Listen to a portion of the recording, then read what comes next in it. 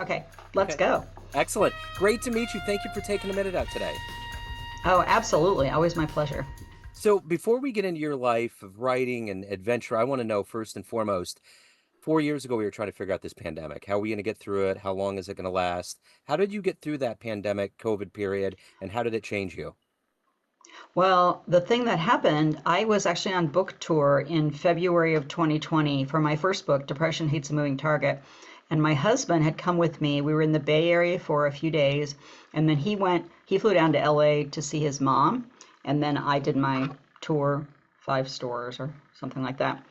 And he wasn't feeling well when he was in the Bay Area. And then when we went down to LA, he still wasn't feeling well. And the last night in LA, he had a heart attack in the hotel.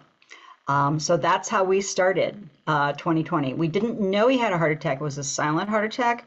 And so we just knew he was really sick. He had probably had COVID, but it was early February. Yeah. And so we flew back and he took him straight to Ohio State's Ross Heart Center, actually to the ER first. And then they figured out quickly that he'd had a heart attack. And so he had double pneumonia also. So he had to get well from that. And then on March 13th, which was the day everything shut down, he had open heart surgery. We didn't know it was going to shut down. We drove to the hospital thinking everything would still be open. And as the hours rolled by, everything closed. And then he had a complication and he was on a feeding tube for several months. So the early months of 2020 looked very different to us than it did many people because we were just making sure he stayed alive, which he did. He's great. He's, just fine. Thank you, all the medical people. But it was very strange because we came back and everybody was talking about not being able to go anyplace and all this kind of stuff. And, we had nurses coming in and occupational therapy. We were so preoccupied with that it wasn't until really maybe July that we looked at each other and went, oh, we really can't go anywhere. And we really can't. It was just sort of it all, because we just couldn't go anywhere anyway. So, Yeah. yeah, Yeah. it So was very let's, different. yeah, for sure it would be. So let's get to the heart and soul of what you do. There's a lot of things that go into who you are. But if I put you in front of a bunch of third grade students right now in 2024, it's career day, and one of the kids says, "Hey, what do you do for a living?" How do you answer them? I make books out of decaf coffee. Okay. Okay.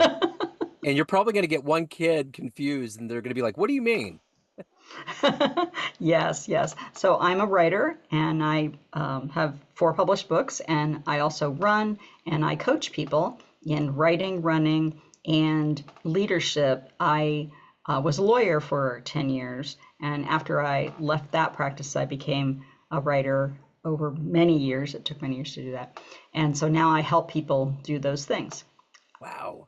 So what did you want to be in the third grade? What was your dream? I wanted to train horses. Okay. So how did you Yeah. get to this point? Take me back to your childhood. How did you get this passion for being in law and for writing and running and all of these things that are who you are today?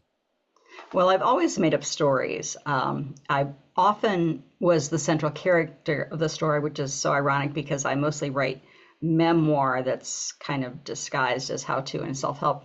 Um, and so I was the kid that was cantering around in the front yard neighing in my rural Ohio neighborhood. Our neighborhood was a 50-acre farm when I grew up in the country, and then I really didn't think about law at all until at some point I'm trying to remember if I was in high school. I think I must have been in high school because it was when I was taking the um, driver's ed course.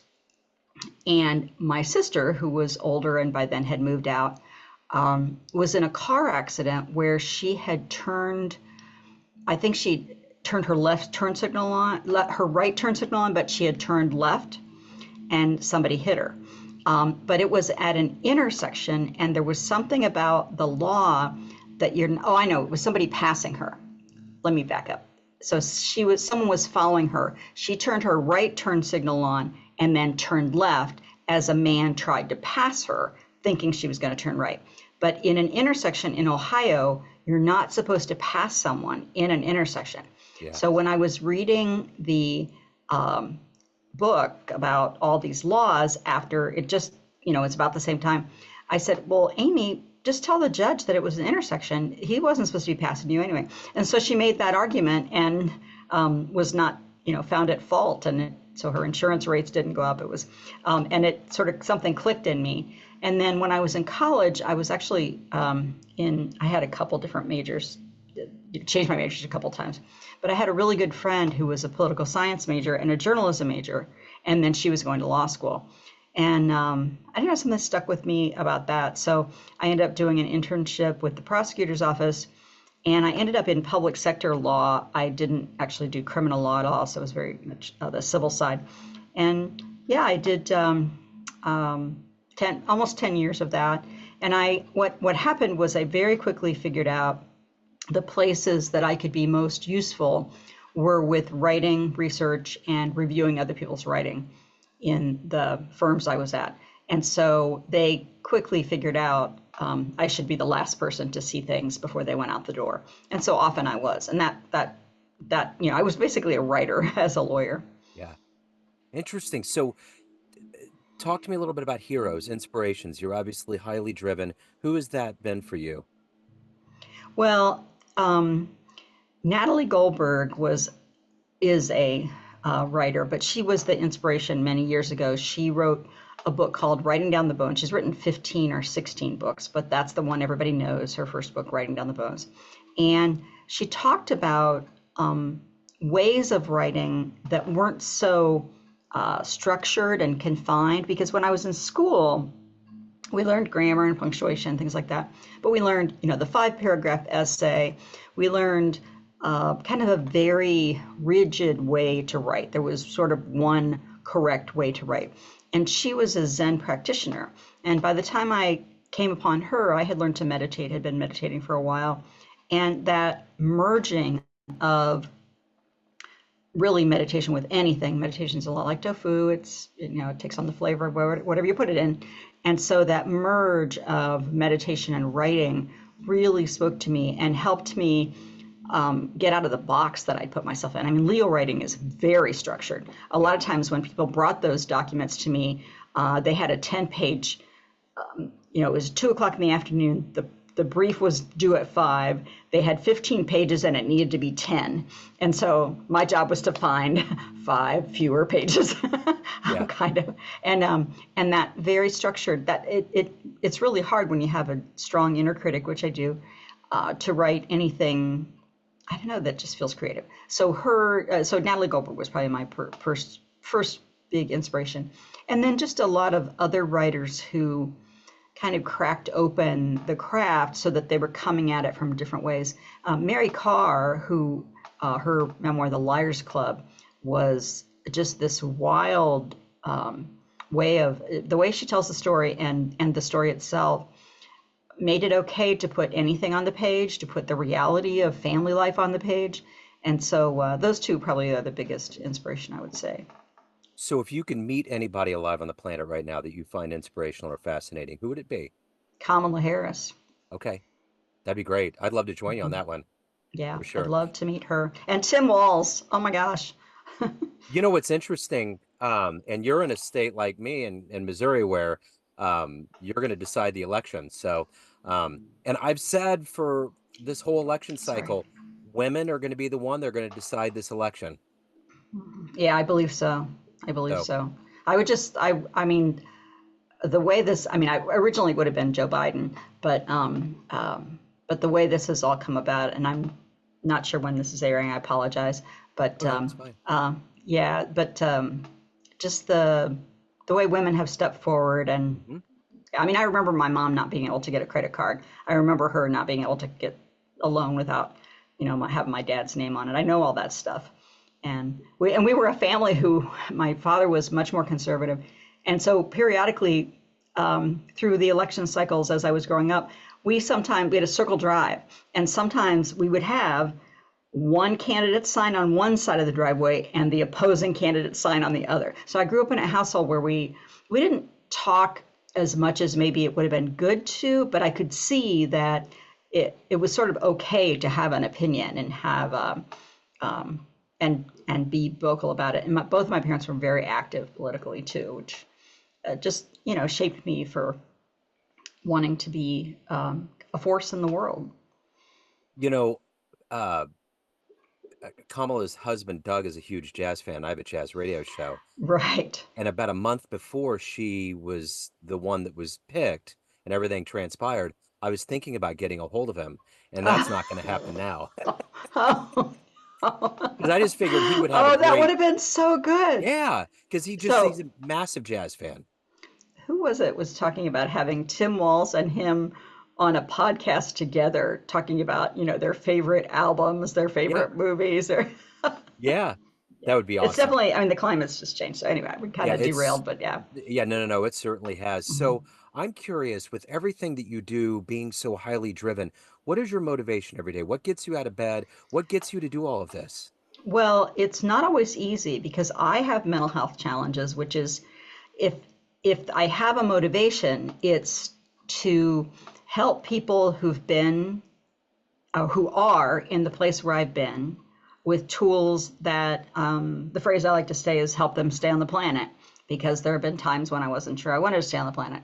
And I just want to be encouraging, enthusiastic, and authentic. And some days that's even hard for me because of my own challenges. And so when I'm having those rough days, I don't use any guilt tactics or any, self like, oh, I'm not big into self talk. It's more of a internal feeling of, okay, just get up and get started and see what happens. And then invariably something will present itself, or, like today I have this interview where I can share a little bit about my journey and the tools that I use that have helped me stay on the planet. They're not the only tools, there's tons of them, gratefully, and we're learning more and more about them, those tools. But that's really it, is just that feeling of, okay, there's people out here who are going through what I have been through, and I can be helpful to them. Hopefully, I can be helpful to them.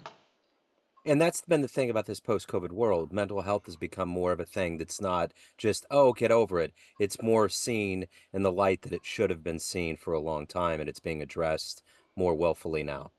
Right. I mean, I think that's why my first book was selected by the publisher, Mango Publishing. Depression Hates a Moving Target was my first book. And I pitched it to them in the middle of 2018. So we didn't know the pandemic was coming, but that mental health trend we were kind of on the cusp of the beginning of it. And then the pandemic it exploded. Yeah. It was ripe. Another time in history, the result would have been, oh, just pull yourself up by your bootstraps, get over yourself, kind of thing. But because and this is my opinion, obviously, that conversation about mental health had already started to begin. We were just on the crest of that. And I think that's why we have seen the response we have. And I'm really grateful because the editor, she was an acquisition editor at the time. Now she's actually the publisher, Brenda Knight at Mango, saw that coming. She's a very future-focused, visionary kind of person, and she could see that. And so she picked up this little memoir from this, yeah, I was 50, but this person, kind of unknownish person from Central Ohio, about running for mental health. So let me ask you this. I'm curious of all of the things that you've done, all of the different phases of your life that you've been through, where was the most growth? Maybe it was hard and then it became savory. What was the time period where you grew the most and really figured out what you needed to do, like being a writer and being an advocate? When did all of that become more focused for you? Oddly, I think it was after Depression Hates the Moving Target was published, and I was convinced I had to do every single thing to market that book that was either offered to me or that I could imagine, and I really burned myself out. But what I learned was what works, what doesn't work, and how to balance a little bit more. That word isn't. I mean, I wouldn't say I'm a balanced person. I'm definitely driven, but realizing that you can only do that so long. You just can't do that forever. And finding that I have to make choices, sometimes tough choices, in order to think of the long term. Because writing, especially publishing books, you got to play the long game. Hmm. You can't. I mean, yes, some people hit the New York Times bestseller list. Yes, some people get $1 million advance, that kind of thing. That's not the majority. That's like winning the Powerball and the super thing after and the other thing after that. Most of us, we need to be in this for the long haul.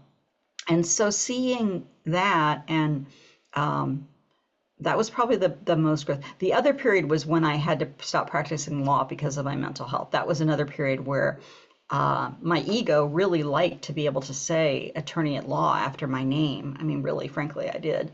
And I was a partner in a small firm, and I always will have been a partner in a small firm. That doesn't go away.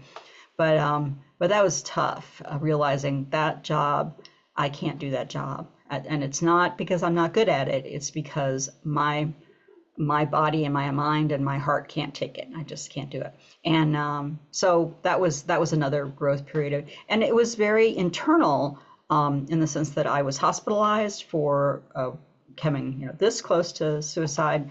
I was in a long-term mental health treatment program, intensive outpatient, and then a group for it was a couple of years before I really felt like I could try anything else. And then I started writing some magazine articles, and some other things happened, but it took a long time to. It's sort of like a spring popped out, and we never did find the spring. Wow. The spring popped out, and all the pieces went everywhere, and we kind of put the pieces back, but they never quite go back the same way, and that's not necessarily bad.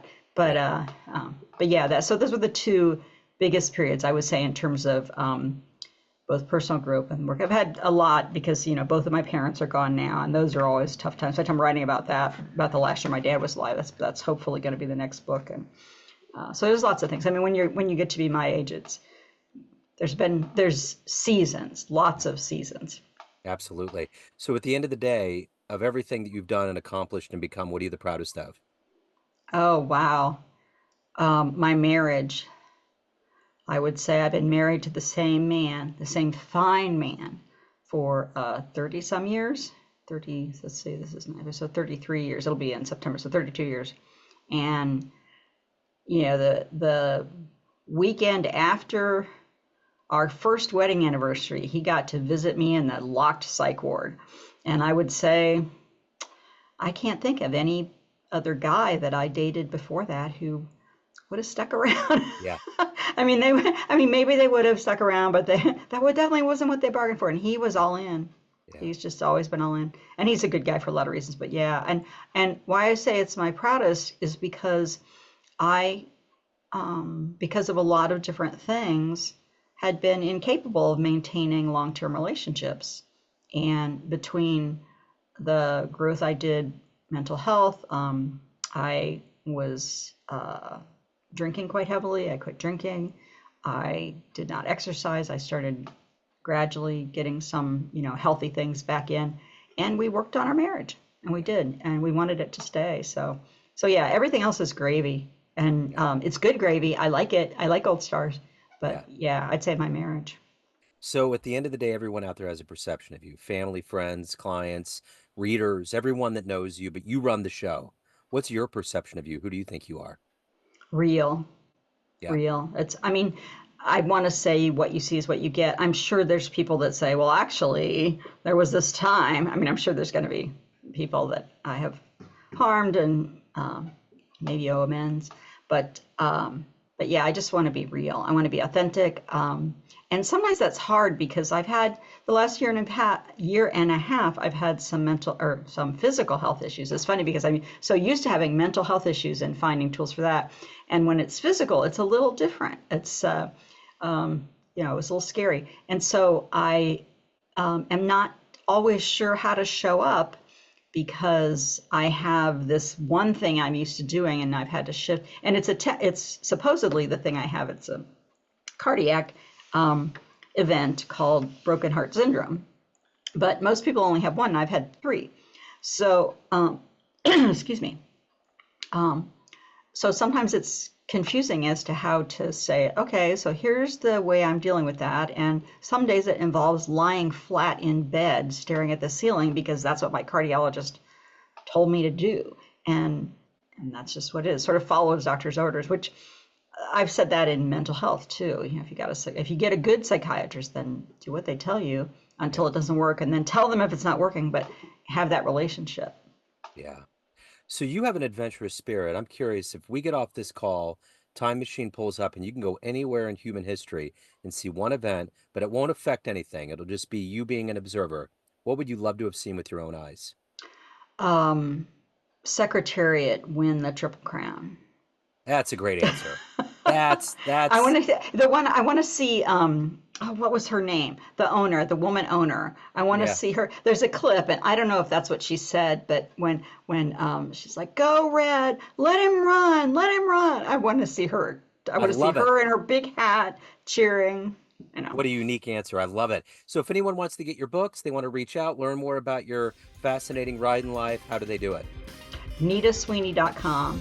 There's a contact page form. There's a contact page with a form there. Also, I have a newsletter, which there's a form for that. We have a free ebook called 3 Tools for a Happier, Healthier Mind. And you know, that's the best place. That's really the place I'm trying to focus more on, because it's the thing I have control over. Excellent. Nita Sweeney, more power to you. Thank you so much for your story. Thank you for your time. Keep doing the good work. I appreciate it. Thank you. Same to you. Thank you. Take care.